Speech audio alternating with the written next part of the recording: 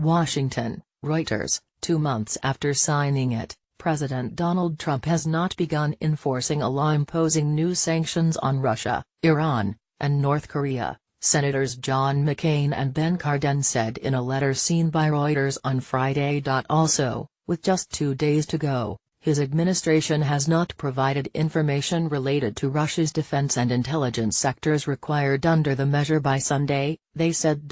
White House officials did not respond to a request for comment on the letter from McCain, the Republican chairman of the Armed Services Committee, and Cardin, the ranking Democrat on the Foreign Relations Committee. Later on Friday, the White House issued a presidential memorandum taking the first step toward implementation by designating different agencies to start the process putting the law into effect. Trump grudgingly signed the Countering America's Adversaries Through Sanctions Act on August 2 after Congress overwhelmingly approved the measure despite Trump's reservations about how it might affect his desire for improved relations with Moscow. The White House had hedged for weeks, as the legislation worked its way through Congress, over whether the president would sign it or use his veto power.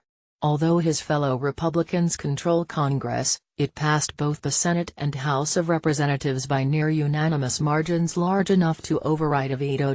Trump's opposition to the law had raised questions about how enthusiastically his administration would enforce it.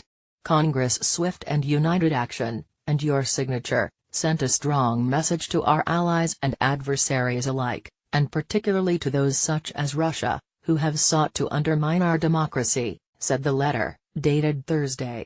Now, as critical deadlines are approaching, it is imperative that your administration implement the law to its fullest extent to uphold and protect American interests, it said. The law imposed stiff new sanctions on Russia, Iran and North Korea over issues including Russia's efforts to interfere in the 2016 U.S. election, which Russia denies, as well as Iran's ballistic missiles program and North Korea's nuclear weapons development. The administration in particular opposed a provision that would not let Trump, or any president, ease or lift sanctions on Russia without Congress approval. The letter also noted the October 1 deadline for the administration to issue regulations or other guidance to identify anyone who is operating on behalf of the Russian defense and intelligence sectors for potential sanctions.